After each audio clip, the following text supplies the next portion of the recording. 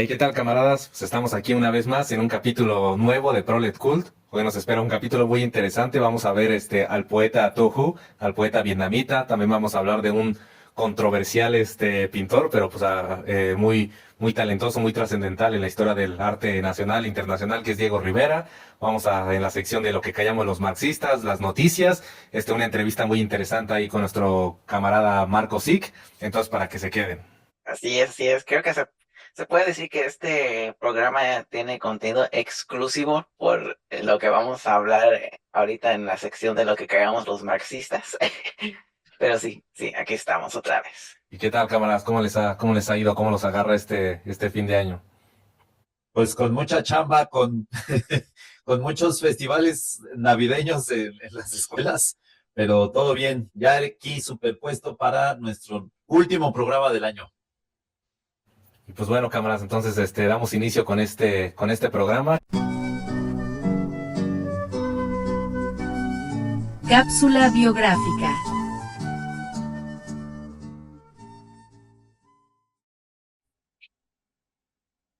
Bueno, camaradas, pues seguimos aquí en Prolet Cult, el podcast artístico cultural más rojo de la red. Y como ya se mencionó antes, hoy vamos a hablar de un pintor bastante polémico, tanto para quienes somos trabajadores del arte politizados o militantes o que estamos organizados en algún proceso de lucha, como para las personas que son críticas de arte o que les gusta el arte en general. Es una figura polémica, es el pintor favorito de Iván. Estaba muy emocionado. Ah, no, no, no. No, no es cierto, no es su pintor favorito. Bueno, hoy vamos a hablar de Diego María de la Concepción, Juan Nepomuceno, Estanislao de la Ribera y Barrientos Acosta y Rodríguez, mejor conocido como Diego Rivera. Evidentemente, pues es un referente de la cultura nacional, uno de los más destacados hombres de cultura del siglo XX mexicano, incluso con gran repercusión a nivel mundial, no es una exageración, tanto él como el muralismo mexicano, como Siqueiros, como Orozco y algunos otros más, en su momento fueron un parteaguas en la historia del arte, incluso a nivel mundial, o al menos es lo que se comenta por parte de los especialistas y dan ahí una serie de argumentos de por qué fue así. Pero pues bueno, hoy vamos a hablar de este personaje que nació a finales del siglo XIX, en 1886, en Guanajuato. Desde muy niño se empezó a dedicar al arte, al dibujo, a la pintura, tenía grandes aptitudes. Se fue becado a Europa siendo muy joven, aprendió muchas técnicas, fue influenciado por el cubismo, por el futurismo, luego anduvo viajando por Italia, tuvo gran influencia del Renacimiento y de ahí al parecer viene lo que más le impactó para después él dedicarse al muralismo una vez que regresó a México. Estoy dando así como datos un poco random, como dice la chaviza. Fue alumno de José María Velasco, un gran paisajista mexicano también, muy cercano al doctor Atl, que fue de los que anduvo ahí promoviendo que se pudiera ir becado a Europa y que anduvo juntando recursos económicos. Doctor Atl, otro gran muralista mexicano. En fin, pues es un hombre de claroscuros, ¿no? Yo diría que de muchas incongruencias políticas e ideológicas, pero pues que es sin duda un personaje fundamental. Nos guste o no, es un personaje fundamental en la historia de la cultura, como decía, del siglo XX, del proceso post-revolucionario. Y bueno, a mí sí me gustan sus pinturas, debo decir que sí me gustan sus pinturas, pero bueno, ahorita le vamos a entrar un poco más a detalle a ese tema. Entonces, pues le cedo la palabra, camaradas. Adelante. Bueno, pues lo que podría decir es que justo es una figura muy importante en México, una figura que ha trascendido su tiempo y que incluso pues, sus pinturas no han sido incluso parte de, yo me acuerdo de mis libros de primaria, ¿no? Uno de mis libros de primaria era esta famosa pintura de Diego Rivera, que es que está cargando como unos, ¿cómo se llama? Unas flores, no sé qué tipo es, como unos ¿No son girasoles? no, porque De cempasúchil. eran como blancos, ¿no? Según yo era de color blanco. Ah, sí, sí, sí, sí. Ya sé cuál es. Sí, si mal no recuerdo, pero que justamente tiene esto por retratar así generalmente a los campesinos, a los obreros, tiende mucho esto, ¿no? A retratar a la clase trabajadora y también que ahí su cara también sea parte del billete, ¿no? Uno de los billetes de más alta denominación hasta hace unos años, que era el billete de 500, ¿no? Entonces ahí siempre ha sido como ya hasta parte del folclore, ¿no? Pues ahora que fue, por ejemplo, Halloween, Día de Muertos, mi hermano hasta se disfrazó del Diego Rivera, ¿no? Y como tiene su cabello así similar y todo, ya hasta con sus pinceles y todo como si fuera, entonces, muy importante, y yo creo que yo lo retomaría en el sentido de que para muchos sirvió para dar cierta conciencia política, ¿no? Porque si lo ves incluso desde la educación básica y te enseñan sus pinturas y sus obras, o te mandan, ¿no? A mí creo que en la secundaria fue que me mandaron a Palacio Nacional y justamente a ver todos los murales, los que tienden mucho esto, ¿no? A enseñarte de forma también bastante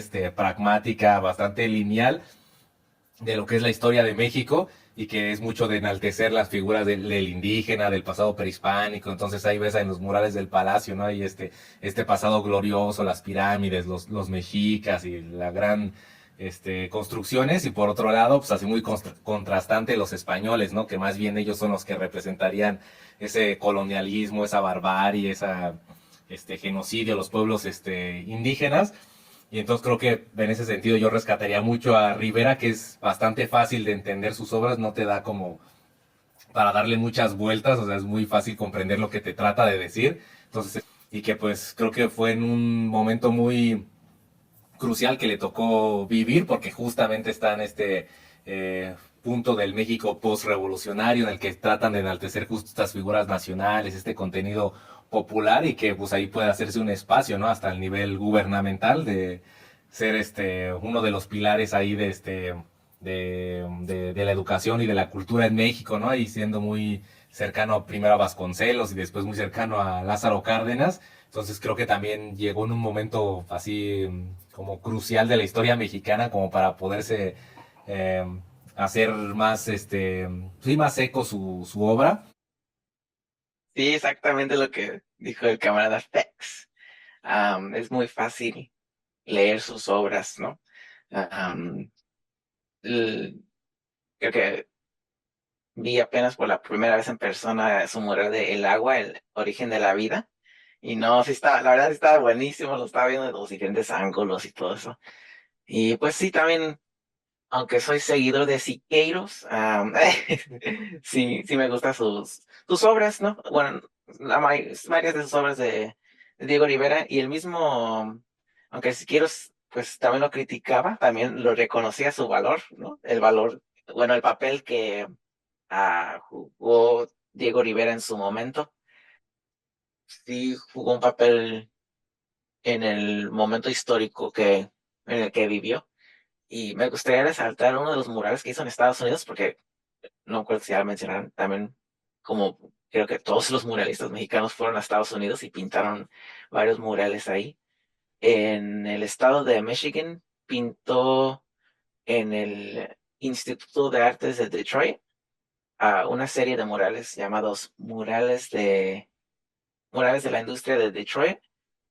Ah, esos murales están impresionantes, la verdad. Y de hecho, así como conectándolo al presente, los trabajadores de este instituto recientemente empezaron a organizarse para formar un sindicato y le dijeron a la prensa que, aparte de querer mejorar sus condiciones ah, de trabajo, esos murales de Diego Rivera los inspiraron a formar el sindicato, porque cada día estaban viendo esos murales ahí, trabajando ahí, y que le dijeron a la prensa que se sintieron inspirados en cómo Diego Rivera representó la dignidad de la clase obrera en esos murales. Y no sé, creo que es una importante, am, es importante resaltar esto, ¿no? Y como una obra que pues se debe decir, verdaderamente representa a la clase trabajadora de esa forma, sigue relevante hasta muchísimos años después de la creación, del tiempo que se creó esa obra, y continúa inspirándonos la acción.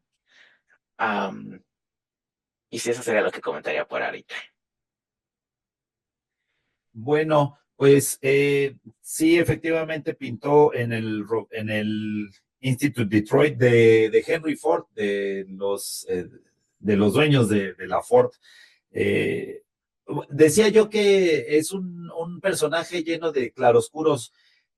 Cuando está en Europa conoce a Picasso y se vuelve cubista, pero se pelea con Picasso. Al parecer ahí tuvo la razón Diego Rivera, porque Picasso se le piratea un cuadro cubista que tiene, que se llama Paisaje Zapatista, en esta técnica o en este estilo cubista, y luego Diego descubre en el estudio de Picasso, medio escondido, una figura que se llama Hombre posando sobre una mesa, más o menos algo así se llama el título, y le dice que se lo está plagiando, y pues Picasso, como es ya Picasso, se indigna y dice, no, ¿cómo crees? Yo pinté eso hace mucho, y dice la leyenda que Diego le pasa el dedo y la pintura todavía está fresca, ¿no?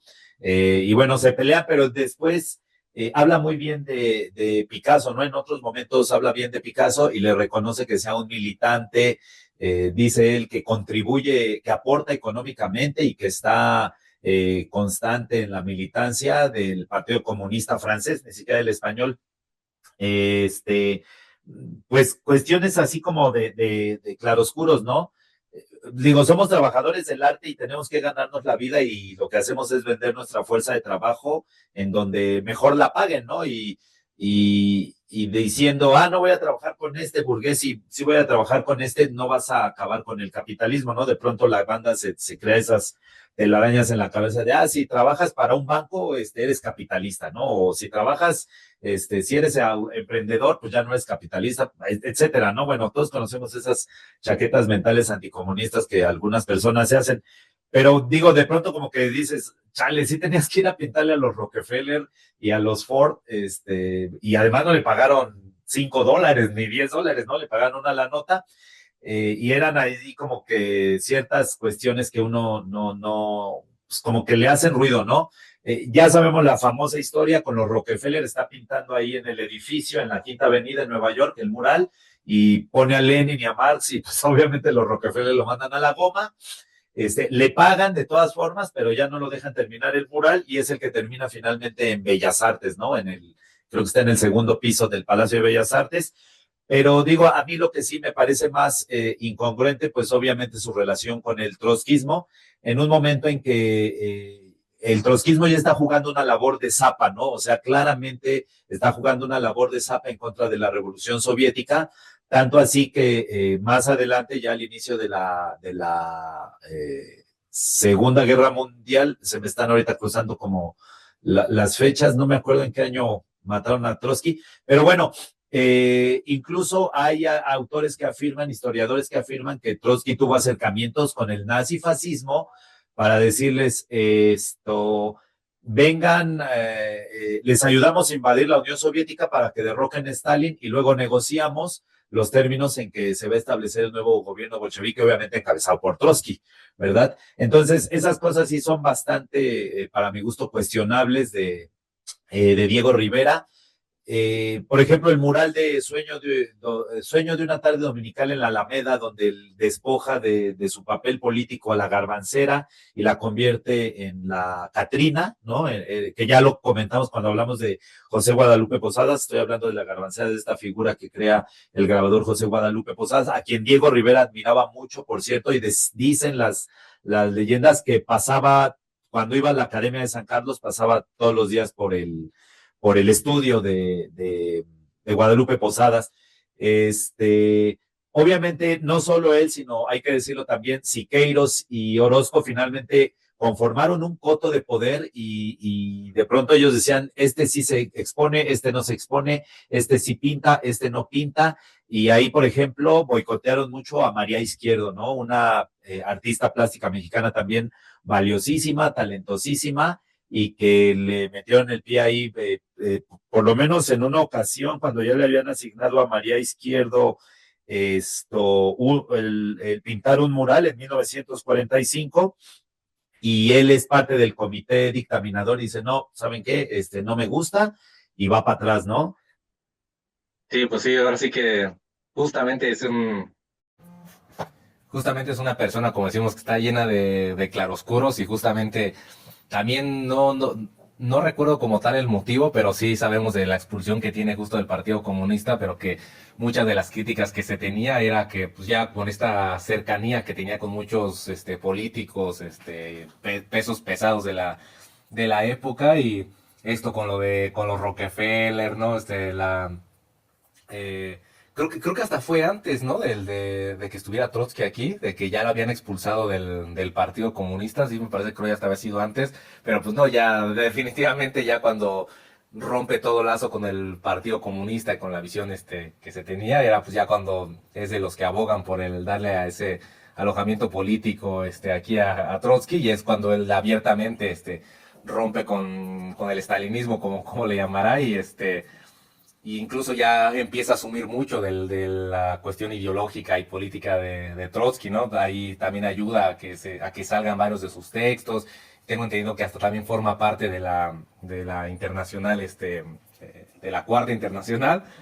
Pero pues también es raro porque como que estuvo ahí, pero dicen que rompe con el trotskismo, pero pues lo que se sabe es que tiene mucho que ver con esta relación ahí que fue más personal, de que cuando ya el Trotsky está con esta Frida Kahlo y que se arma ahí todo el rollo, entonces también como que habla bastante mal, ¿no? De la convicción política, de que no rompe con Trotsky, pues porque tiene una idea errada de hacia dónde dirigir la revolución o su pensamiento, si nada, pues este güey ya anda acá de culero con Frida, entonces ya rompo con el trotskismo y rompo con su línea política, entonces eso también me parece como muy muy como no sé, contradictorio, muy hasta irónico de su figura y que ya después él tratará como que de hacer a un lado de que, o sea, sí lo ayudé, pero, o sea, como que no era tan cercana a la relación, o de que, no, es que yo me equivoqué porque vi en Trotsky otra persona, con un ideal político más avanzado, no sé, ahí tiene algunas críticas que él después hará.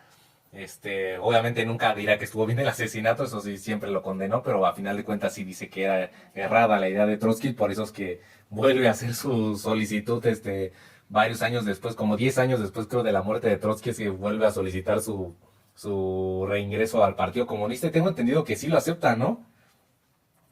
Porque creo que yo en algún momento escuché que no lo aceptaron, pero recuerdo que ahorita lo que volví a buscar es que sí, que creo que sí lo volvieron a aceptar, pero pues imagino que también ya tenía que ver con que en ese momento pues Diego ya era una persona mayor y que también ya tenía, pues sí, ya era toda una figura, pues sí, más en la cuestión moral que en un referente moral que que un referente político, lo que sea, ¿no? Porque sí, ¿en qué año dijimos que falleció? En los 50, ¿no? 50. Ah, Ajá. 57, creo. sí, en 50. 57. Ajá.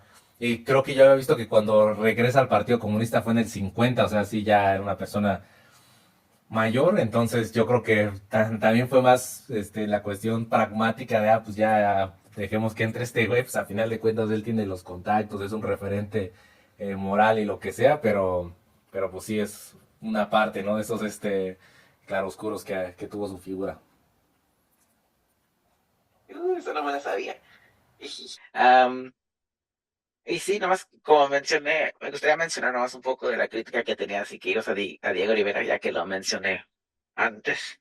Am, y creo que una de las críticas que tenía es que Diego Rivera hacía imágenes al estilo, creo que lo llamó Mexican Curious, o sea, imágenes de un México que le agradaba al turista, ¿no?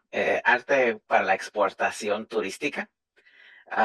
Y creo que sí, pues sí, en varias de sus, como ya se mencionó, varias de sus pinturas, pues sí fueron para esa exportación turística.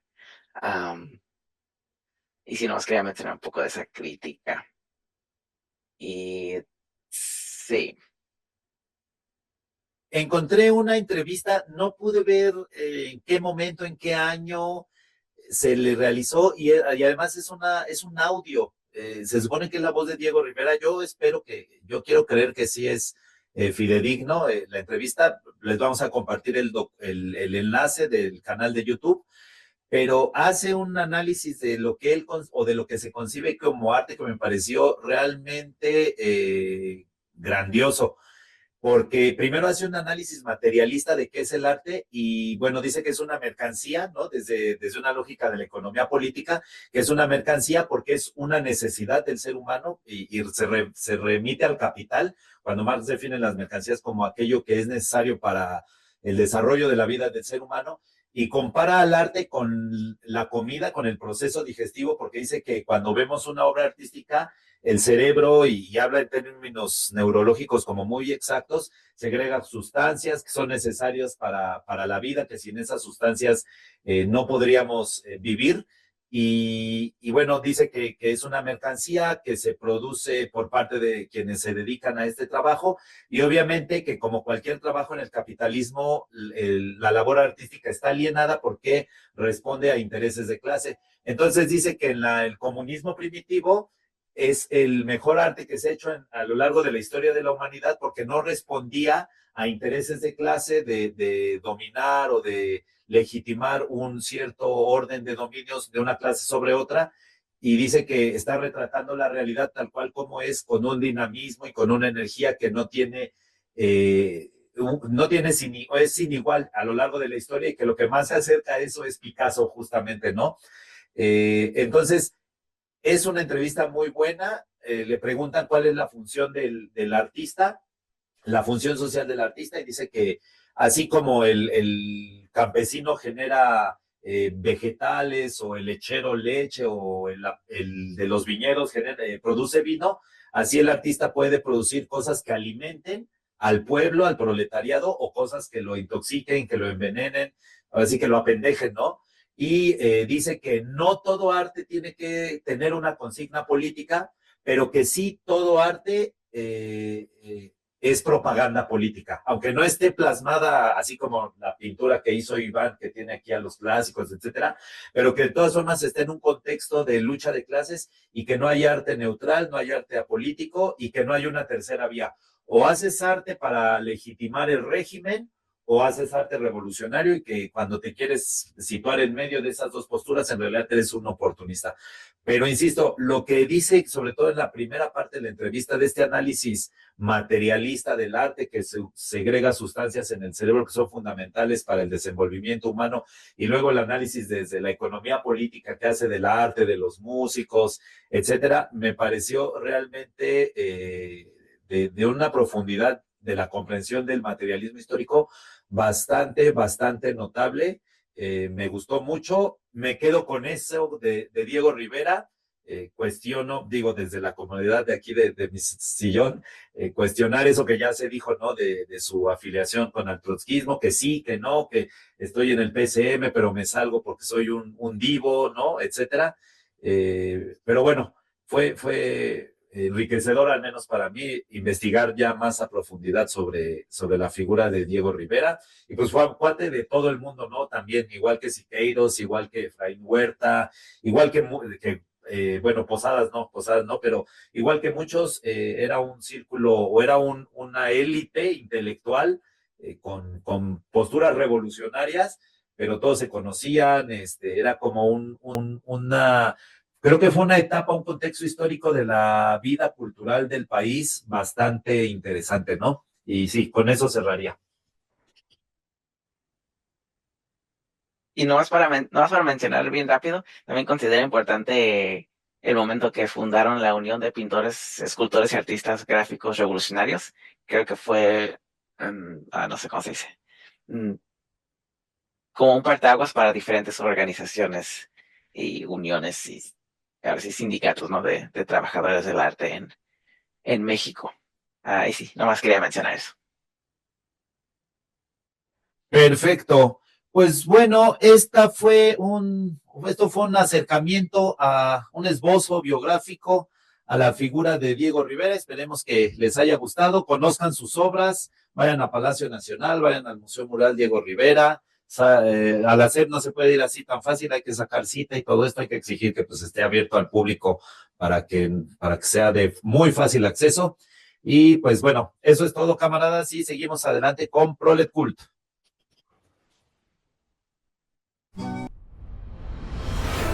Lo que llamamos Bueno, camaradas, estamos de regreso con lo que callamos los marxistas.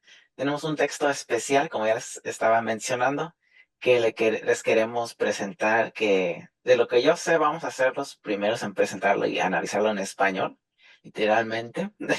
Y me refiero a la segunda parte del discurso, Construyendo un arte del pueblo vietnamita.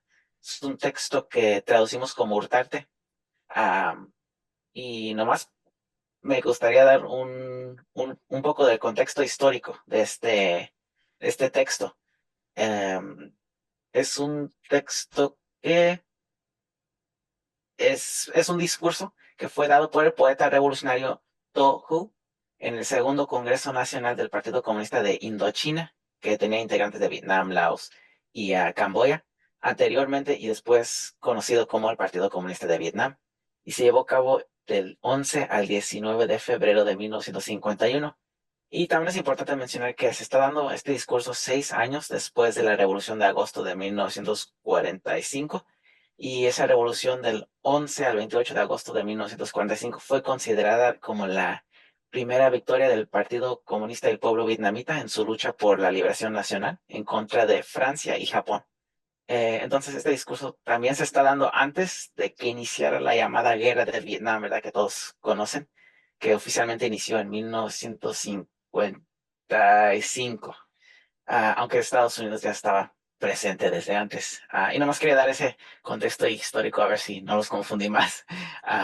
Y si no sé si querían agregar algo, camaradas.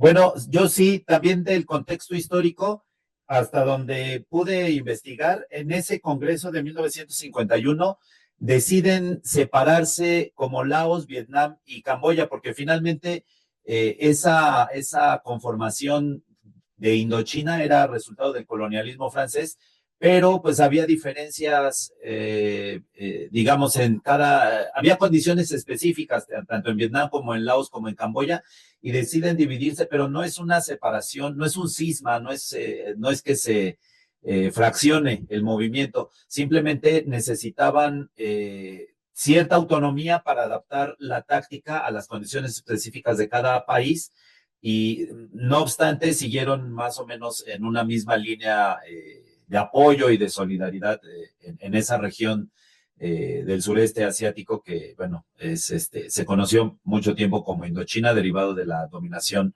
del colonialismo francés. Y sí, efectivamente, ¿no? Pocos años después de este congreso inicia la guerra de Vietnam, previo a la derrota, ¿no? Al colonialismo francés. Es una gran hazaña del pueblo vietnamita. Primero derrotan a los colonialistas y después se chingan a los gringos. Y ya, eso. Y después corren a los chinos del norte de su país. Y después entran a Camboya a liberar a pues sus vecinos, ¿no? Pero ya, eso sería otra historia. Lo que se me hizo interesante es cómo también fue como una crítica hacia militantes del partido que todavía consideraban el arte y la cultura como un espectáculo o entretenimiento. Pero no nomás hizo la crítica, sino también planteó ideas muy concretas de cómo se debe usar el arte y la cultura, cómo se debe formar un arte y cultura al servicio de las masas vietnamitas y el partido. Am, y nomás para mencionar unas cosas, eh, pienso que el título de cómo construyendo un arte del pueblo vietnamita, siento que se puede tener la idea, ok, se necesita construir un arte y una cultura nacionalista. Y de hecho, Tohu menciona eso, ¿no? Sí es importante hacer un arte y cultura nacional con las características nacionales, pero no caer en el nacionalismo estrecho y también aprender de las tradiciones a nivel mundial. No me acuerdo cómo lo dijo exactamente, pero ajá, se me hizo importante cómo aclaró eso. Bueno, a mí me gustaría comentar, me recuerda un poco ese texto de Mao que ya también analizamos, de la conferencia de Yan'an, y también un poco el texto de Lenin de la literatura del partido, en el sentido de que, ya lo dijo también Fex, el ser artista revolucionario no implica dejar el pincel o la guitarra o la pluma para agarrar el fusil. De hecho, nuestra función, digo, si en algún momento dado llegar a una condición así, pues yo creo que los que estamos aquí no tendríamos miedo, ¿no? En decir, pues vale, entramos ahora sí que a los plomazos, ¿no? Pero nuestra función es la del arte, pero para entender que es importante, efectivamente, desde el partido se tiene que modificar esa visión del arte y de la cultura como una herramienta de transformación y de emancipación del pueblo. Y en ese sentido, los artistas, los trabajadores del arte y de la cultura tienen que ir con el campesino, con el obrero, con el soldado revolucionario, progresista, para conocer su entorno, para conocer sus aspiraciones, su forma de ver el mundo y tratar de plasmarlo en la obra artística, pero no acríticamente, también lo decía un poco Iván. La idea es que con las herramientas del marxismo-leninismo, con las herramientas teóricas e ideológicas del partido, sepas cómo interpretar de manera revolucionaria ese sentir, ese pensar, esa cosmovisión del proletariado, del campesinado pobre, de las mujeres trabajadoras, etcétera, para que no se vuelva efectivamente un arte patriotero, así como panfletario, sino tenga un sustento, una profundidad que realmente devenga en la transformación o en la toma de conciencia. Y bueno, todo el tiempo está jugando, ¿no? Entre el nacionalismo y el universalismo o el internacionalismo, entre la tradición y la vanguardia, siempre tratando de buscar un equilibrio y bueno, eso me gustó bastante del texto. Y ahí cerraría esta participación. Sí, pues lo que yo tendría que opinar es que veo que mira al artista como un educador, como un pedagogo, como esta persona que puede tener esa sensibilidad con las personas para a lo mejor transmitir ese mensaje, ¿no? A diferencia de a lo mejor un político más tradicional o un académico, otro tipo de profesiones, como que el artista es más sensible para poder llevar este discurso o este contenido a través de, sobre todo me imagino que se refiere más a la poesía, a la pintura, a la música, este tipo de expresiones, y que justamente no remarca de que pues, no invalida, ¿no? El hecho de que el arte revolucionario, o sea, lo que tratemos de colocar entre las masas, no invalida otro tipo de artes, como decía el arte tradicional vietnamita, no es como de que ya no sirve de nada y que se deseche, ¿no? Y que dice que pues básicamente es darle ese otro sentido, ¿no? No desechar las técnicas y el valor que se tiene incluso a nivel, como decía el camarada Iván, incluso a nivel nacional, que sienten como suyo ese arte, entonces más bien es como apropiárselo y que no llega, ajá, ve al artista no como aquel que mira desde arriba hacia abajo, sino aquel que se hace dentro del mismo pueblo, ¿no? Por eso es que insta para que esté a un lado del soldado, a un lado del campesino, a un lado del obrero, que esté a un lado, ¿no? No que lo vea desde arriba, desde una visión como superior de, yo te voy a venir a enseñar lo que es la única verdad, sino contigo me voy a hacer en el trabajo, en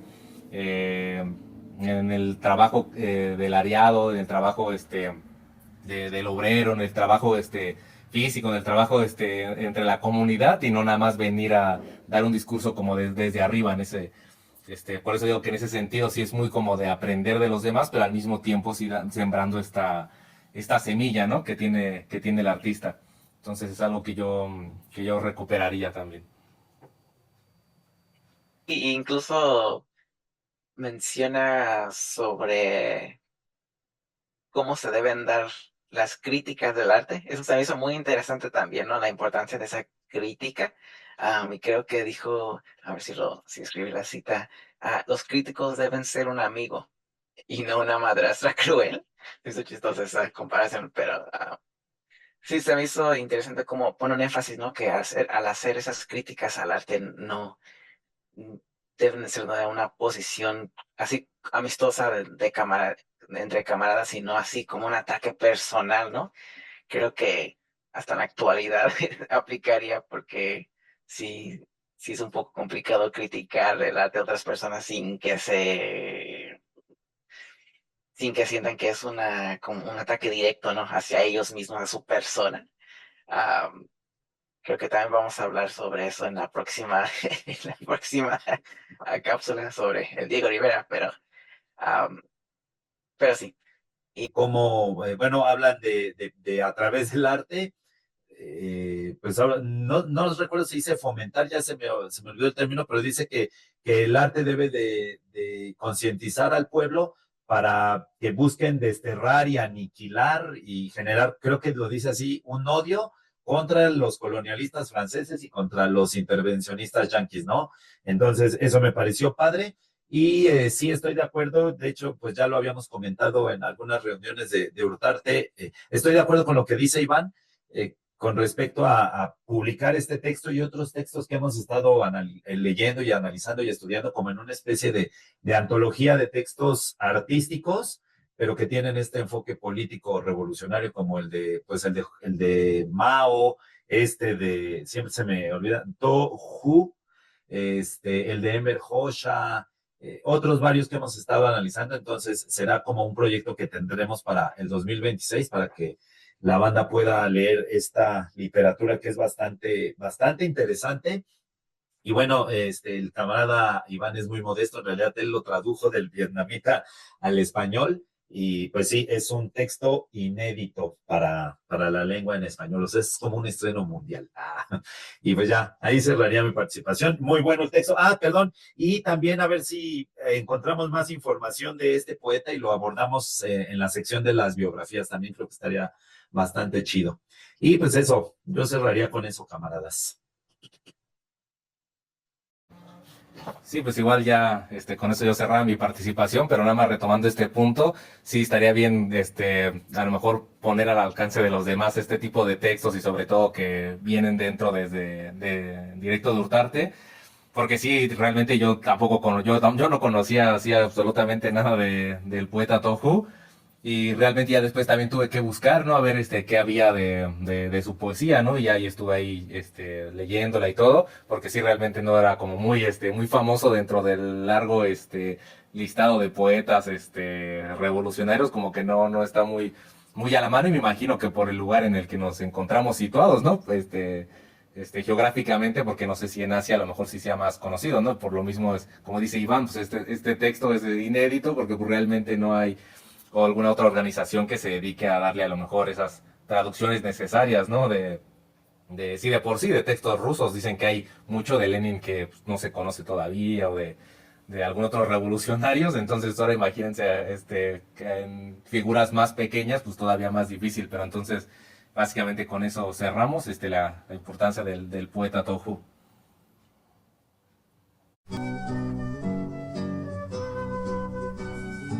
La entrevista. Bueno, camaradas, seguimos con Prolet Cult, el podcast artístico cultural más rojo de la red.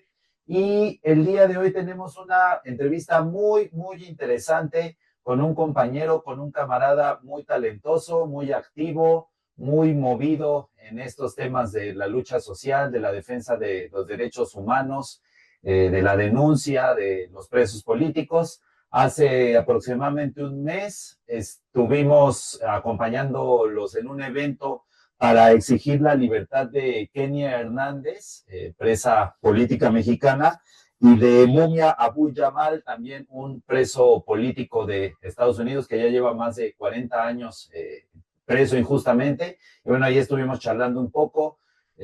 Personalmente conocí tu trabajo como artista del spoken word. Y bueno, pues fue que decidimos invitarte a esta charla, más que entrevista, es una charla cordial, camaraderil, amistosa entre compas que andamos aquí en esto de la lucha social. Entonces, gracias por acompañarnos, Marcos Ick. No, pues primero que nada, muchísimas gracias a ustedes, a ti por el esfuerzo que están haciendo. Creo que es un espacio bien importante para poder confluir como entre más gente que estamos tejiendo pues estas redes, y pues por acá con toda la disposición de darle, ¿no? Vientos. Bueno, para empezar con esta charla, tú formas parte de Regeneración Radio. Entonces, no sé si pudieses empezar platicando un poquito de qué va este proyecto de Regeneración Radio, cómo surgió, cuáles son sus objetivos. Sí, claro, bueno, yo relativamente soy como una persona nueva, por decirlo así, dentro del colectivo. Sin embargo, es uno de los colectivos de medios libres más longevos acá en Ciudad de México.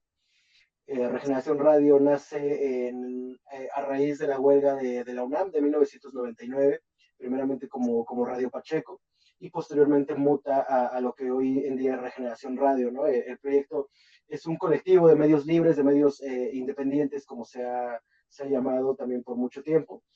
Y bueno, básicamente una de las premisas pues es llevar una información digna, apelar como a este derecho a la información que todas y todos tenemos, y tratarlo también, hacerlo con miras justamente apartidistas, con un apego digno a la información, y pues siempre justo como resaltando pues todo este tipo de luchas sociales que llevan distintas comunidades, distintas sociedades y pueblos acá en México. Ok, sí, muchas gracias, Marcos Ick, integrante de Regeneración Radio. Pues es un referente, creo que para las personas que buscamos información que, como bien dices, no vaya en una lógica distinta, contrahegemónica a estos medios del mainstream, ¿no? A estos grandes medios que pues lamentablemente controlan, ¿no? Gran parte de las subjetividades de la población. Y sí, por supuesto que, bueno, yo ya tengo algunos años y recuerdo que en la huelga del 99 fueron muy importantes precisamente porque hubo un linchamiento mediático terrible contra el CGH y contra el movimiento estudiantil. Entonces, pues quienes estábamos cercanos a la huelga buscábamos información a través de Regeneración Radio, La Que Huelga, en fin, algunos esfuerzos que se realizaron. Y por supuesto que también recuerdo cuando se denunció este ataque por RIL en CCH Vallejo para intentar, ¿no? Desmantelar Regeneración Radio. Y veía hace unos momentos, estaba revisando sus redes sociales, efectivamente artículos sobre la huelga en Ecuador, sobre pues los efectos del imperialismo y del colonialismo en Sudán, sobre Palestina, etcétera, ¿no? Sobre la lucha de Kenny Hernández, cosas bastante interesantes. Entonces, para que la banda se eche ahí un clavado, vamos a dejar las redes sociales de Regeneración Radio. Bueno, entonces, tú estás en Regeneración Radio. ¿Cómo llegas? Dices que no tienes tanto tiempo, pero ¿cómo es que llegas con este grupo, con este colectivo? Claro.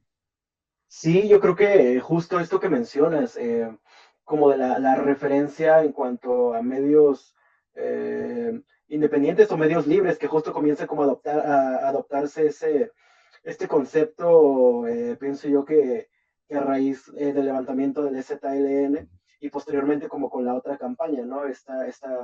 Empiezan a surgir como este tipo de esfuerzos de colectividades de medios independientes creados justamente por distintas personas, conformados por distintas personas dentro del movimiento social. Y bueno, yo comienzo haciendo fotografía en la comunidad de donde soy originario, quizás hace unos 7 años. Comencé como a documentar en algunas marchas, en ese entonces me parece que eran como más marchas feministas, porque fueron también quienes comenzaron como a surgir como más consolidado una lucha social, que esto te estoy hablando como en el Estado de México, y comienzo también como a mapear un poco, ¿no? De dónde venía como la información de compañeras y compañeros que también estaban como dentro de algunas organizaciones sociales o coordinaciones políticas. Y bueno, de pronto me comencé como a encontrar con muchas y muchos compañeros como del colectivo en distintos espacios, y pues comenzamos como a confluir ya en algunas coordinaciones como de cierta índole político-social, ¿no? Entonces, comienzo yo como a ver también que habría como otras posibilidades de información, ¿no? Si bien también, por ejemplo, en el Estado de México es muy, muy difícil como organizarse por el contexto social, comencé como a ver este tipo de miras, ¿no? A ver que había como otro tipo de medios, a ver que sí había un acceso a otro tipo de información y que, bueno, justamente como Regeneración era de estos colectivos que llevaban ya una gran trayectoria dándole como a este tipo de procesos y es como comienzo también a acercarme por acá, a sumarme como algunas acciones, de pronto también, pues el hecho también como de hacer ya fotografía periodística, documental, pues te lleva también quizá como a confluir con más personas, ¿no? Y sobre todo también el hecho eh, de hacerlo de una forma independiente, pero también hacerlo de una forma bastante profesional, ¿no?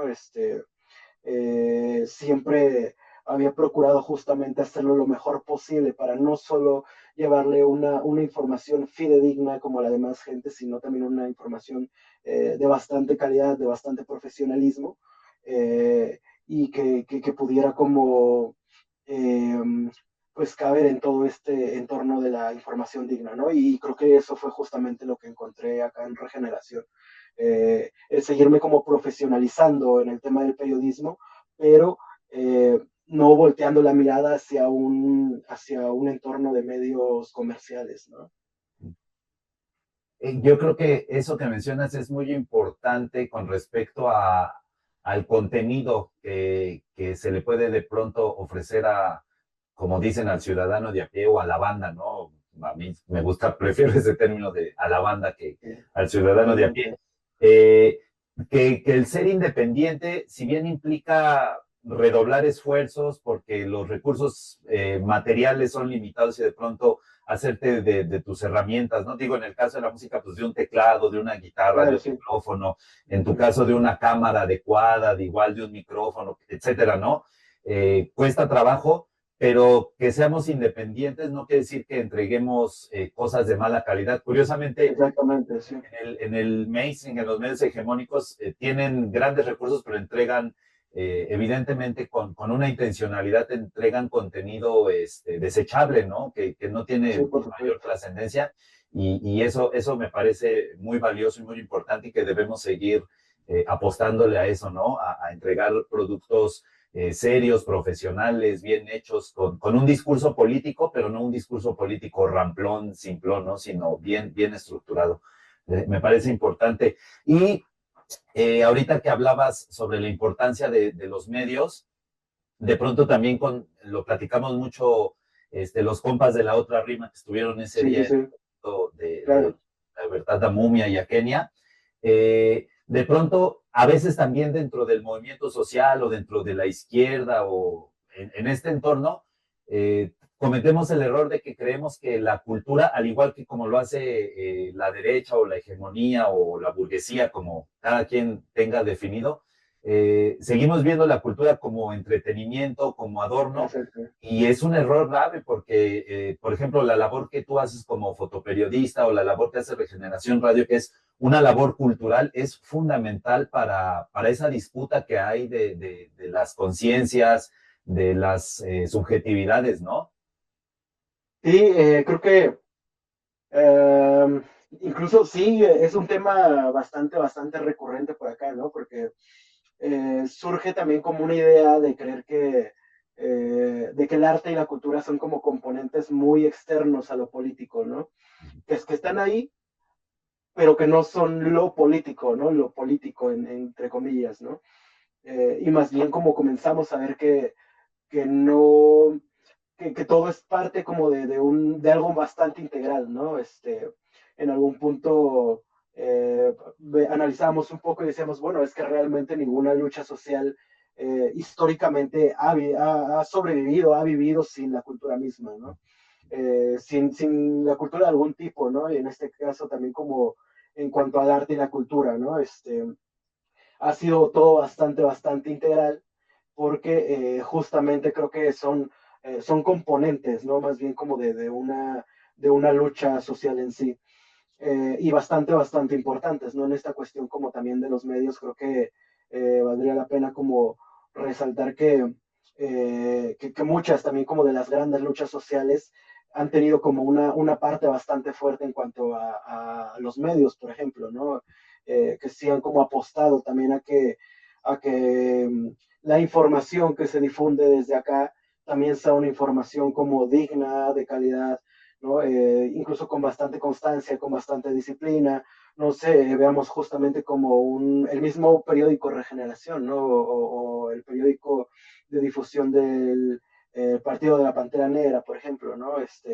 Que tenían como, gozaban como de esa misma constancia, pero también como de ese análisis de quienes se encargaban como de esta parte como de medios, y era el caso del mismo Mumia Abu Jamal, ¿no?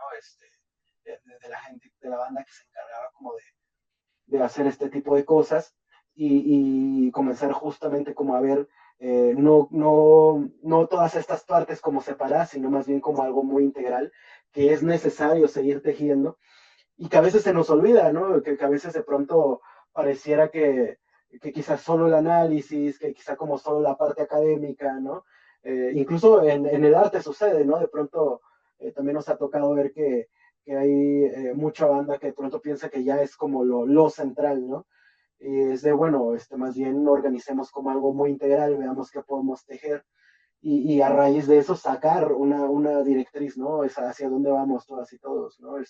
O si de pronto no confluyen nuestras ideas políticas, pero quizá no somos tan separados como suele verse quizá, ¿no? Claro, ese concepto me parece importante, que sea integral como lo estás planteando, ¿no? Me parece bastante acertado.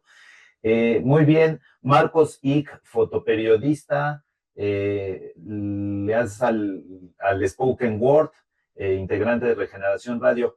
A ver si nos puedes hablar un poquito de tu papel como fotoperiodista o de tu trabajo de fotoperiodista. Ya nos dijiste un poco cómo empezaste desde tu comunidad, pero digamos, para ti, ¿qué sentido tiene hacer fotoperiodismo? ¿Qué buscas plasmar en tus artículos, en tus fotografías?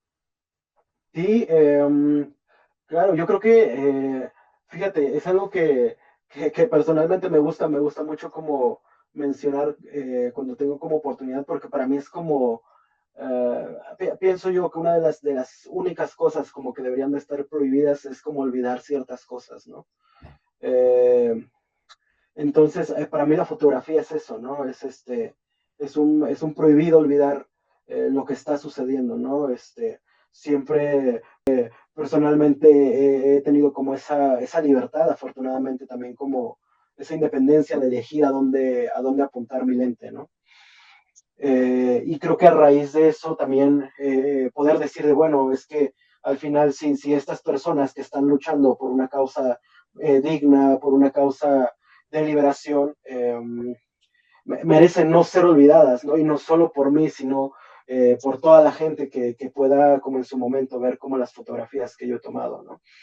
Entonces, de pronto comienzo a darle a la fotografía como una forma de no olvidar y también como para dejar constancia que hay como mucha gente haciendo cosas bastante importantes, ¿no?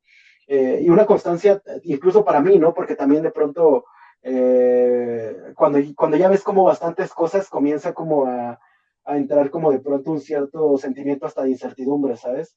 Como de lo estaremos haciendo bien, de pronto de si valdrá la pena lo que estamos haciendo, ¿no? El esfuerzo que estamos llevando. Y de pronto hay algunos días donde me meto como a ver mi archivo y a ver ya fotos como de hace ya algún tiempo y es de, no, pues es que esta persona acá logró detener como un megaproyecto en su territorio, ¿no? O de pronto esta otra persona que a lo mejor dice las fotos no son mías, pero dio la vida por la defensa de su territorio, ¿no? Y se te van quedando y son recordatorios que al final pues te van diciendo es que no claudiques, ¿no? Lo estás haciendo bien o a lo mejor te hace falta como por acá ir por otro lado, pero siempre como que te impulsa a seguirle dando. Eso en cuanto como a la fotografía y bueno, en cuanto a como el tema de periodismo, de análisis más, estos últimos años me he dedicado como también un poco a abordar más como el tema del racismo, ¿no? Del racismo institucional, del racismo como que la gente negra, afrodescendiente en México vive como el día a día. Y creo que también es algo que me hacía a mí personalmente bastante falta, ¿no? De pronto comencé como a adentrarme en el mundo del periodismo y comencé a ver que eh, partiendo incluso desde el lenguaje que utilizamos como a diario, ¿no? Había cosas que quizá no me hacían sentido, cosas que leía de colegas periodistas, los claroscuros del periodismo, ¿no? Este clásico de mano negra, mercado negro, etcétera. Y comienzo a ver que hay como un entramado desde el lenguaje, desde la percepción, incluso la misma fotografía, ¿no? Que había cosas que había que cambiar un poco y comencé como a explorar este lado de la escritura como de forma más crítica y pues eso también me fue llevando como a explorarlo, cómo mucha gente vive el racismo en otros territorios, ¿no? De pronto también justamente ver todo lo que está ocurriendo en el Congo, ¿no? En Sudán, en Brasil, en Ecuador, donde pues como que están asesinando a niños, ¿no? Con esta parte del militarismo, lo que está pasando lo mismo un poco con la banda de Cuba, ¿no? No sé, de pronto empiezas como a ver bastantes cosas y te das cuenta que no, que ya no puedes parar en algún punto, ¿no? Eh, Creo que es bastante necesario seguir como colocando este tipo de temas en un periodismo actual, donde muchas veces no hay cavidad eh, para colocar los temas desde una perspectiva de izquierda, ¿sabes? Ujú, ujú. Muchas veces también ya como que la inmediatez periodística está haciendo que nos olvidemos de pronto que las cosas, por mucho que ya no suenen lo mismo que el día de ayer, pues siguen pasando, ¿no? Un ejemplo claro es lo que está sucediendo ahora mismo en Palestina, ¿no? Donde muchas veces ahora mismo ya mucha gente creería como que el conflicto ya pasó hace algún tiempo, ¿no? O ya lo ven como de, bueno, es que ya hace unos meses se firmó una tregua y ya está todo bien, pero la misma inmediatez periodística nos ha hecho ese tipo de cosas, ¿no? De decir, bueno, es que mira, eso ya pasó, ¿no? Fue nota de hace un mes, ¿no? Aquí ya todo bien, pero de pronto si te metes como a buscar y a rebuscar, te das cuenta que muchas cosas no han cambiado, ¿no? Que siguen pasando. Entonces, de pronto como que comencé a ver ese tipo de cosas y dije, bueno, creo que pues no hay que soltar este tipo de espacios y también desde una forma de resistencia personal, ¿no? Comenzar como a ocupar espacios que incluso la misma academia nos decía, bueno, es que si tú no tienes una carrera, es que si tú no estudiaste para esto, si tú no tienes como ya una trayectoria súper larga, no puedes opinar, ¿no? Más bien como que somos gente de la periferia, gente que ha ido como pues a ir recabando este tipo de conocimientos a raíz de mucho esfuerzo, pues decidimos como compartirlos con más gente, ¿no? Ver de, bueno, si yo puedo analizar este tema, yo te lo comparto a través como de este esfuerzo colectivo y quizá tú también puedes como compartirme algo de lo que tú sabes, ¿no? Entonces, lo he llevado más como por esa parte. Claro, es importante, ¿no? Tejer redes en cualquiera de las actividades en las que nos manejemos, y sobre todo si estamos en esta parte de la lucha, de la denuncia, de la defensa de los derechos, las redes son fundamentales. Y bueno, pues además, pues es un periodismo valiente, ¿no? A propósito de Gaza, que ha habido una cantidad bastante alarmante de periodistas que han perdido la vida simplemente por hacer su chamba, ¿no? Entonces, es importante. Y otra cuestión, a ver, ahora háblanos un poquito del spoken word, cómo te acercaste, cómo fue ahí el proceso. Sí, bueno, yo tengo 12 o 13 años rapeando, más o menos.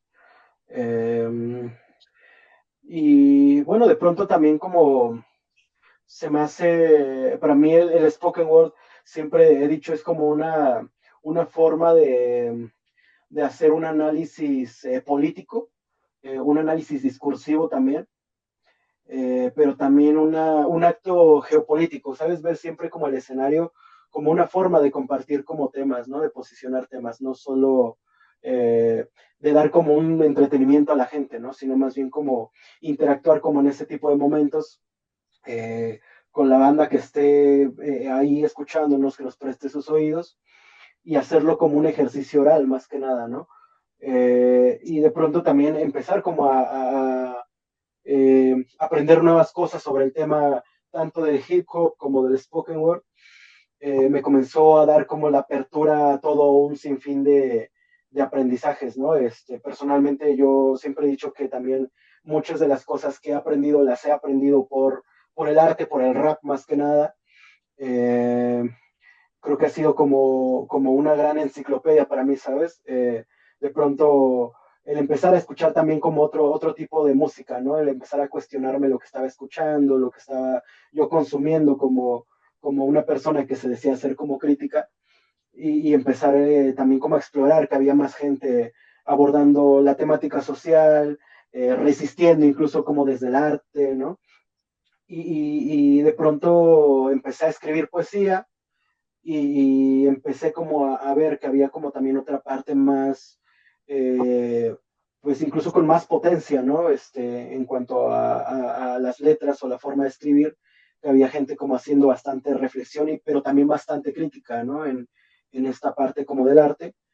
Y las primeras piezas justo de Spoken Word que escribo se dan como a raíz de que asesinan a un compa en Oaxaca y a otro más que justo era de Veracruz, también era como un compa que hacía rap, el tío Bad. Entonces empiezo como a ver la escritura como una forma de protestar en ese mismo instante ante lo que estaba sucediendo y que quizá legalmente pues no tenía como los recursos algunos para poder darle, ¿no? Pero empiezo a ver, bueno, esta es como una extensión política de algo muy integral que se está formando y creo que es el lado por el cual también yo podría darle, ¿no? Entonces, en mi comunidad empiezo como a comenzar a meter este tipo de temas, ¿sabes? Este tipo de temas sociales porque realmente no se abordaban mucho, realmente todo era como más enfocado. Hay mucha banda que rapea del lugar donde soy, de ahí, es un lugar cercano a Toluca, ¿no? Hay mucha banda que rapea, que me gusta cómo lo hace, pero que quizá no se atrevía como a abordar este tipo de temáticas sociales, un tanto también porque pues el tejido social está bastante roto y sí es como muchas comunidades como incluso asediadas ahí por cuestiones como delincuenciales y demás. Entonces cuando llego como a meter este tipo de temas, mucha banda me dijo, hey, no, aguanta un poco, ¿no? Creo que no es como el espacio, creo que de pronto no encaja tan chido y demás, pero creo que cuando salgo como a otro tipo ya de espacios y vi que había mucha gente haciéndolo y me sentí también como bastante acuerpado por la banda, comencé a ver que era importante hacerlo en mi propia comunidad, ¿no? Empezar como a incidir a través como del arte y la cultura con la banda por allá. Y afortunadamente, pues comenzó a darse ahí el proceso, comenzamos a armar poesía, eventos contraculturales, por decirlo así, en torno como a la defensa del bosque. Y poco a poco también mucha banda de otros esfuerzos en sus comunidades comenzó a conocer mi trabajo y comenzaron como a invitarme a eventos, a hacer como algún tipo de colaboración. Y con eso mismo, pues también me fui adentrando como más en los temas, ya como de la lucha social, ¿no? Comenzar a ver que no solo en mi comunidad estábamos resistiendo, sino en Veracruz había otra comunidad, en el norte había otra comunidad, en Chiapas, etcétera, y comencé a ser como más crítico con lo que escribía, ¿no? Comencé como a reflexionar más en que la gente me estaba escuchando y que de cierto modo yo también tenía como una responsabilidad social para con ellos, ¿no? No solo una responsabilidad artística, sino también social, para saber qué es lo que con lo que se iban a quedar después de que yo me bajara del escenario o que dejara el micro, ¿no? Saber cómo, que podría impactar de una forma tan cabrona o podría no significar nada si realmente no quería meterle nada, ¿no? Y de pronto un día me cae el 20 porque una persona que me topó como en los primeros años que yo hacía Spoken Word, me recuerda así como una de las frases que tenía como una de las piezas y me dice, no, es que yo me acuerdo que tú decías esto, ¿no?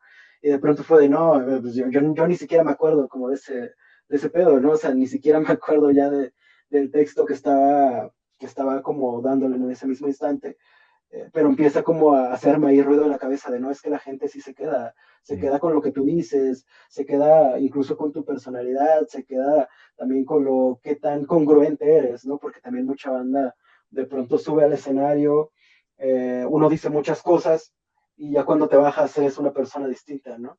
O te parecen muy mínimos los esfuerzos colectivos, ¿no? O el esfuerzo de otra banda. Entonces, como de pronto también empezar a ser congruente no solo con lo que digo ahí arriba, ¿no? Sino también cómo políticamente me empecé a articular con más gente. Y justo así fue como comencé a confluir con una gran escena acá en la Ciudad de México, pero también como en otras geografías, ¿no? Comencé como a conectarme también con gente de otros lados.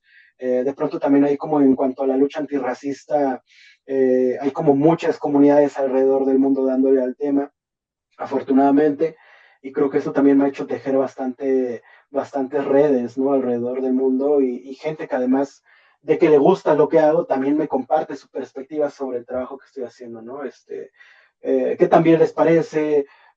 Si no, de pronto no coinciden como con algún argumento político que haya dado, con alguna visión, y a mí siempre me gusta mucho eso, me gusta interactuar con la banda, saber qué es lo que piensan, ¿no? Porque al final también creo que parte de construir un esfuerzo artístico es colectivizarlo con la gente que te escucha, ¿no? No solo darles como tu opinión, sino que ellos te den la suya para saber si políticamente tú estás como haciendo algún tipo de incidencia o de plano o solo vas como a decir hay cosas y ya para mañana se les va a olvidar. Entonces creo que eso un poco. Sí, sí, has dicho varias cosas importantes sobre cómo buscamos que nuestro mensaje no solo se quede en el momento de que estamos en el escenario, sino que vaya un poco más allá. Y bueno, tuve la oportunidad de escucharte en ese evento para exigir la liberación de Kenia y de Muma. De Movie Así. Mubia, perdón. Y me gustó bastante el trabajo. Gracias. Sí, sí, sí. Vamos a dejar ahí tus redes para que la banda te pueda seguir. Y bueno, ya para concluir, muy breve, porque se nos acaba el tiempo de la Sí, sí, sí, videollamada. sí pasa esto. Muy breve, algo que quisieras agregar que te parezca importante sobre tu actividad.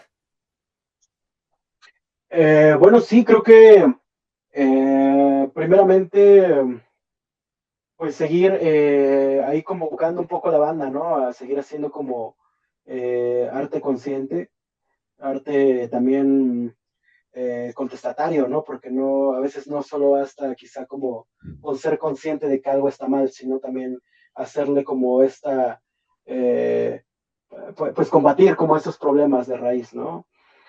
Eso primeramente, y segunda, pues seguir como llamando también un poco a la colectividad, ¿no? Muchas veces también como a mucha gente quizá fuera como del entorno del arte nos gusta, me incluyo también como en ello un poco la idea como de la autogestión, ¿no? Creo que es como algo bien potente, pero también cuando ya a veces se ejecuta, muchas veces la banda de pronto te deja solo, ¿no? ¿Sabes? Sí. Cuando justo sostener como un proyecto autogestivo es bien, bien difícil, ¿no? Mucha banda en cuanto al tema, ya sea de medios independientes, ya sea como del arte, está sosteniendo este tipo de proyectos de una forma pues bien sorprendente, ¿no? Incluso a veces como anteponiendo a un bienestar personal, ¿no? Y que de pronto también como ayudarnos entre todas y todos, que si algún compa tiene como algún producto, si de pronto hay como a los eventos a caerle como a apoyar, creo que eso es bastante bueno. Y pues creo que también eso, ¿no? Seguir como analizando un poco eh, qué es lo que, qué es lo que decimos arriba del escenario cuando tenemos como incluso pues este privilegio, ¿no? De poder compartir como lo que sabemos o lo que entendemos con alguien más pues ser como congruentes con lo que hacemos, ¿no? Entonces, lo dejo eso por allá y bueno, pues pueden encontrar ahí como mi material en redes sociales, en todas las redes sociales como Sergio Marcos Sic y bueno, y el proyecto de Regeneración Radio también lo pueden encontrar con toda la banda que le estamos dando. Perfecto. Muchas gracias, Marcos Ick, fotoperiodista, integrante de Regeneración Radio y también pues haces spoken word. Espero que podamos volver a coincidir. Muchas gracias. No, muchísimas gracias a ti por el espacio. Va. Hola otra vez, camaradas, estamos de regreso con la cápsula del otro lado del río, donde les presento noticias relevantes de las luchas sociales y luchas obreras que suceden en Estados Unidos y que no son presentadas de forma completa por los medios de comunicación oficiales. En esta cápsula voy a continuar presentando noticias sobre las acciones de organización y resistencia en contra de las redadas y ataques de los agentes federales, también conocidos como la migra. Empecemos. Ahora, las detenciones por parte de los agentes federales, o como lo están nombrando las comunidades de diferentes estados, los secuestros, en diferentes estados continúan causando más acciones de organización y resistencia. Por ejemplo, el 5 de noviembre se hizo viral un video de cómo agentes federales de forma ilegal entraron a una guardería y preescolar en Chicago para llevarse a la maestra Diana Galeano.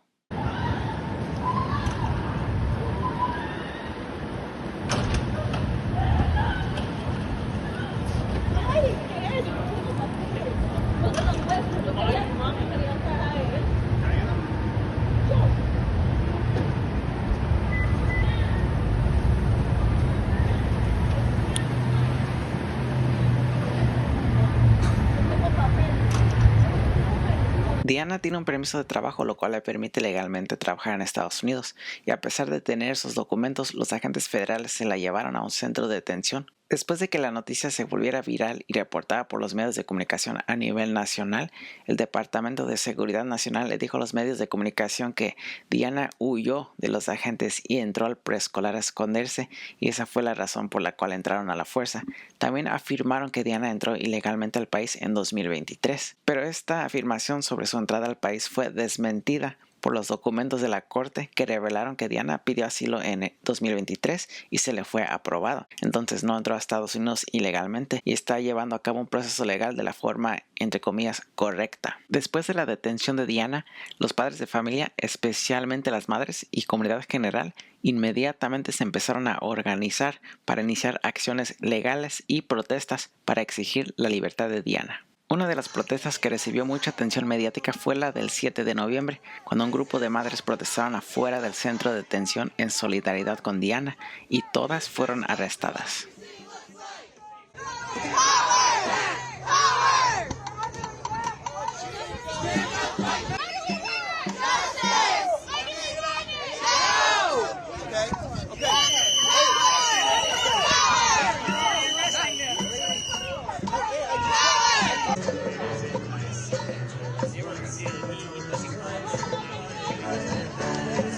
We are in our communities being terrorized by ICE and Border Patrol. They are tear gassing neighborhoods for fun. We saw that in court this week, video of them saying, have fun, as they threw tear gas canisters in a residential neighborhood. They ran in this week to a daycare center and pulled a teacher out in front of toddlers who were screaming and crying.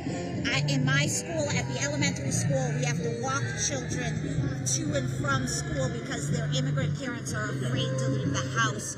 Our entire community in Chicago and across the suburbs are being terrorized by ICE and Border Patrol, who are out of control. We are moms, we are mad, we are coming together to say that families should not be torn apart, immigrants should not be targeted, Chicagoans and people living in the suburbs should not be targeted. Luego de varias acciones legales y protestas, el 12 de noviembre Diana fue liberada después de que un juez calificó su detención como ilegal y prohibió a los agentes de inmigración sacar a Diana del estado. Y me gustaría leerles una cita traducida de un análisis que publicó la abogada Tara Goodarzi, que también fue una de las madres que dirigió la lucha por la libertad de Diana. Nos llenó de alegría celebrar esta victoria con nuestros hijos y ponemos énfasis en cómo la unidad puede prevalecer. Cuando nuestra comunidad se unió con un objetivo único, derrotamos a un enemigo mucho más grande y poderoso que nosotros. Con la fuerza y la gracia de la señorita Diana como base, esperamos que esta lección sirva de alivio para algunos de los miedos de nuestros hijos. Al mismo tiempo, queremos que sepan que esta lucha no ha terminado. Estos recursos deberían estar disponibles para todos nuestros vecinos secuestrados, no solo para las queridas maestras de guardería que tienen el apoyo de un ejército de padres. Y tenemos la intención de seguir organizándonos para lograrlo. El fascismo se basa en la división. Apostar con fuerza en la comunidad es una herramienta poderosa en la oposición. Ahora, Pasando a la ciudad de St. Paul, en el estado de Minnesota, a finales de noviembre agentes federales hicieron una redada en una bodega de una distribuidora de papel. La comunidad inmediatamente se enteró, hicieron un llamado a la acción en las redes sociales y cientos de personas se movilizaron inmediatamente en defensa de los trabajadores y para intentar evitar que se llevaran a personas. Pero al intentar detener los carros de migración, la comunidad sufrió una fuerte represión por parte de los agentes federales. We were met with violence, we were met with threats, we were met with being pushed, punched, hit with paintballs, maced multiple times. We need to be ready for this. I think that we all need to be expecting more federal agents to come, and we should not be welcoming them. We should make sure they know that if they come to our city, they will not leave peacefully. Luego, en Chanhassen, Minnesota, agentes federales llegaron a un sitio de construcción e intentaron llevarse a 2 trabajadores. La comunidad se movilizó inmediatamente para enfrentar a los agentes y los 2 trabajadores se quedaron parados por varias horas en el techo de la casa. Después de un tiempo, uno de los trabajadores fue obligado a bajar para recibir atención médica porque era uno de los días más fríos del año y fue llevado por una ambulancia al hospital, pero después fue detenido por los agentes de inmigración. El otro trabajador se quedó en el techo. La gente continúa enfrentándose a los agentes federales formando cadenas humanas, exigiendo que se fueran los agentes y subían al techo a darle cobijas y comida caliente al trabajador. Después de varias horas, los agentes federales sí se fueron y el trabajador pudo bajar de forma segura. La comunidad celebró esto y coordinó una caravana para que el trabajador pudiera irse de forma segura y discreta. ¡Sí se pudo! ¡Sí se pudo! ¡Sí se pudo! Es importante también mencionar a los estudiantes de las secundarias en diferentes estados como Oregon, Carolina del Norte, California y más, que también se están movilizando más frecuentemente en contra de ICE.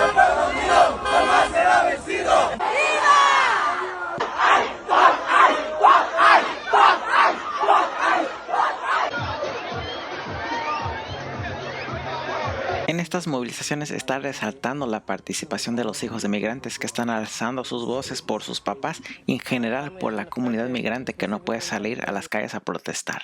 Ahora regresando al estado de Minnesota, el 20 de diciembre miles de personas se movilizaron para denunciar las redadas, la represión en contra de los manifestantes y para exigir que los agentes de inmigración se vayan del estado.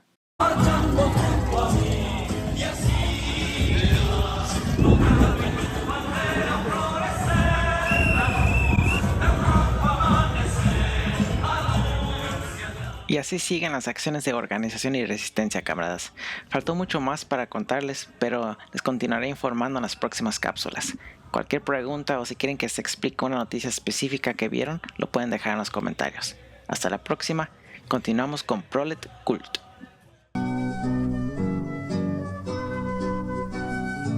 Noticiero Hurtarte.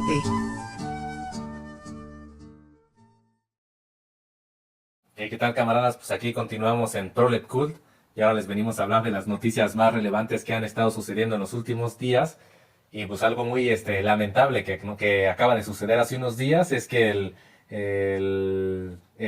bueno, también llamado el republicano, que es de ultraderecha, José Antonio Kast, el chileno, que acaba de ganar las elecciones justamente por allá en el sur del continente. Y que, digo, también bastante triste que no era como la gran revolucionaria, pero pues ¿cómo se llama? Una de las contendientes también del ala centro de izquierda, que era parte de esta Jara, ¿no? Se llamaba Janet Jara, que era parte del ala del Partido Comunista, pero que fueron en coalición con otras fuerzas de izquierda, pues que fueron derrotadas y que en una primera vuelta parecía que sí fueran, que se veía más cercana a la victoria, pero pues ya en la siguiente vuelta, pues ahora sí que rebasó la derecha y pues ahora sí que suma uno de los tantos fracasos que ha tenido esta izquierda progresista, esta llamada izquierda latinoamericana, que pues ya pasó en Argentina, ahora pasa en Chile, ha pasado en Paraguay, en Bolivia, en muchos países del sur y pues en general en muchas partes del mundo, y que deja entrever esa parte, ¿no? De cómo los límites que tiene la socialdemocracia, y que no solamente la más laxa, sino creo yo que eso lo tiene hasta la más radical, hasta la más moderada, mientras tengan ese discurso que no va más allá de una simple crítica al capitalismo, una crítica en torno al consumo, una crítica en lo moral de lo que es el capitalismo, si no va más allá, pues es una de las consecuencias, ¿no? Donde surge estos gobiernos de la ultraderecha y pues bien esa famosa frase, ¿no? Que decía Stalin que la socialdemocracia no es más que la pata izquierda del fascismo, ¿no? Y que muchas veces se deja entrever que es cierto, ¿no? De que estos límites que ponen estos gobiernos, pues llevan muchas veces al giro hacia la ultraderecha por no poder resolver las necesidades que tiene la población y que a veces, curioso, porque a veces la población sí parece más radicalizada que los gobiernos, pero como no tienen representatividad, entonces también es uno de las problemáticas, ¿no? A veces incluso uno diría que a veces hay políticos más radicales, pero hay otros lugares donde a veces la población sí es más radical, pero pues al no tener representatividad bajo esta lógica de la democracia burguesa, entonces es lo que sucedió, ¿no? Ahora ahí con los compañeros de Chile, entonces lamentable que se regrese casi otra vez al pinochetismo, ¿no? Porque ellos ven a Pinochet casi como un héroe nacional, ¿no? A estas figuras de la ultraderecha, entonces a ver qué nos espera, ¿no? Y de antesala también a la posible invasión a Venezuela, entonces también a estar atentos en todo cómo se va evolucionando, ¿no? En la política latinoamericana. Así es, pensábamos que iba a pasar en Argentina con Milei y ya vemos que no, está muy cabrón. Además, abiertamente pinochetista, abiertamente antiaborto, abiertamente antidiversidad sexual, en fin. Fanático religioso y todo, ¿no? Sí, está cabrón, está cabrón. Pero en fin, pues sí, creo que gran parte de la responsabilidad, una parte muy importante de la responsabilidad son estos gobiernos progresistas que, sí, solo su papel histórico parecía de ser que es abrirle la puerta al fascismo y así ha ocurrido ya varias veces. Pero bueno, yo les quiero hablar el día de hoy de el negocio de la guerra. El negocio de la guerra y cómo se desenvolvió en el 2024. Está acabando el 2025, pero aún no hay cifras de cómo se desenvolvió la industria armamentística en 2025. Entonces, por eso es que les voy a presentar cifras del año pasado. Estas cifras las encontré en un portal de internet que pertenece al Stockholm International Peace Research Institute. Como Instituto de Investigación, Instituto Internacional de Investigaciones para la Paz de Estocolmo. Las siglas son el CIPRI, así es también como muy conocido, y es uno de las instituciones más importantes, es un referente para temas de cuestión armamentística desde una mirada crítica, evidentemente. Y bueno, encontré en su página web una serie de archivos y de documentos y entre ellos está el top 100 de las empresas armamentísticas de 2024, es decir, las 100 empresas que más dinero ganaron a través de las armas. Entonces, les voy a leer algunos datos, les podemos dejar ¿cómo se llama? El link, el enlace para que entren a la página y descarguen ahí. Son unos archivos Excel que descargas y ahí puedes ir discriminando la información. Pero bueno, de ese top 100, 39 empresas evidentemente son de Estados Unidos, que controlan el 49.2% del mercado mundial y que eso implicó en millones de dólares, 334,490 millones de dólares. En segundo lugar está China con 8, ¿no? Para quienes dicen, está interesante para el análisis, para quienes dicen que China ya sustituyó a los Estados Unidos. Pues bueno, China solamente, por lo menos en lo armamentístico, solamente tiene el control del 13% de las armas. En tercer lugar está Reino Unido, luego está Rusia, luego Francia y sigue la lista, ¿no? En la lista están Italia, Israel, Alemania, Corea del Sur, Japón, Suecia, ¿no? Que tanto se jactan de ser una gran sociedad súper civilizada. Bueno, pues tienen una empresa que está en el top 100 de las empresas armamentísticas, lo mismo que Noruega, Canadá, España, en fin. Y hay otro instituto que es el Programa de Datos sobre Conflictos de una universidad de Suecia también, no de Uppsala, Entonces, la universidad se llama así, Uppsala, y también en 2024, esto es bien paradójico, el continente que más fallecimientos tuvo por conflictos armados fue África. Curiosamente, África no tiene ninguna empresa armamentística, al menos dentro del top 100, pero sí es quienes están aportando la mayor cantidad de muertos. Después está los muertos por el conflicto entre Rusia y Ucrania. Y bueno, evidentemente también ahí está la franja de Gaza, ¿no? Pero principalmente el continente que más fallecimientos tuvo por conflictos armados fue África, luego fue Asia, donde está precisamente donde está la franja de Gaza y Palestina, luego hacia Europa, que es donde se ubica el conflicto entre Rusia y Ucrania, y luego está América del Norte y el Caribe, y bueno, ya después América del Sur. Entonces, esos son los continentes que más padecen pues sí, las guerras y los conflictos armados, y quienes están acumulando la mayor cantidad de ganancias son los Estados Unidos. En total, por aquí debo tener el dato, en total en 2024, la industria armamentística, el top 100, no todas, solo el top 100 en el mundo, fueron ganancias de 679,200 millones de dólares. 679,200 millones de dólares. Entonces, bueno, la verdad, voy a ser muy honesto, fue un trabajo que hice para la maestría, para la materia de estadística, y dije, bueno, pues que sirva de algo el pinche trabajo que me costó un montón hacerlo, y me parecieron importantes los datos, quería compartirlos con la banda. Y pues esa es la noticia, camaradas. Hizo trampa. A ver, eso estoy. Bueno, La IA hizo todo. Bien. Bueno, yo les quería presentar un poco de noticia de Veracruz. Desde septiembre, la comunidad de Veracruz se ha estado manifestando en las playas en defensa del mar y en oposición a la construcción de la Escollera Sur, una obra que forma parte del proyecto de ampliación del puerto de Veracruz. Y la comunidad denuncia que este proyecto constituye un ecocidio porque permanentemente afectaría el arrecife veracruzano, que es el más grande del Golfo de México, y toda la biodiversidad de ahí. Y los manifestantes acusan al gobierno de México de justificar la obra bajo una, entre comillas, falsa narrativa de progreso, avanzando con falta de transparencia y omisión de las autoridades.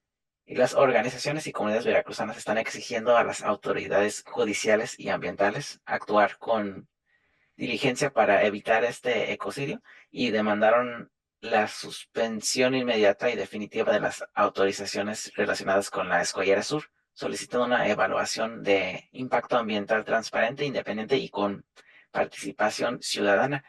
Y es importante mencionar cómo las y los trabajadores del arte de Veracruz han estado teniendo un papel importante en esta lucha, porque las manifestaciones que se han estado organizando también se han concentrado en usar el arte y cultura veracruzana como una herramienta política, y las organizaciones culturales activas en esas manifestaciones, como Pececitos Veracruz, han publicado sus propios análisis de cómo están usando el arte, no solo para denunciar, ¿verdad? No solo la creación del arte de protesta, sino de forma de agitación y para emocionalmente conectar a la población a la lucha y para hacer propuestas colectivas. Y también están poniendo un énfasis en cómo el arte está ayudando a que la gente entienda más fácil lo que está sucediendo, en comparación si nomás escuchan como los discursos más complicados y técnicos sobre el problema. Y sí, considero que es importante estar atentos a esta lucha, no solo por el ecocidio, sino también cómo se está usando el arte y la cultura en esta lucha en Veracruz. Bueno, cámaras, con esto llegamos aquí al final de Prolet Cult. Espero que les haya gustado y pues ahora sí que disfrutado el último episodio de este año. Entonces desde acá pues les mandamos un fuerte abrazo, un saludo, que se la pasen bien ahí con sus amigos, con sus familiares, ahí se echan un brindis por nosotros y pues a seguir atentos, ¿no? Seguir aquí organizándonos, seguir aquí leyendo, estudiando y preparándonos también para las siguientes luchas que nos esperan, ¿no? Así que nos despedimos, camaradas, y ahí estamos. Adiós, camaradas. Feliz año. Hasta la victoria siempre. Hasta la victoria siempre, camaradas.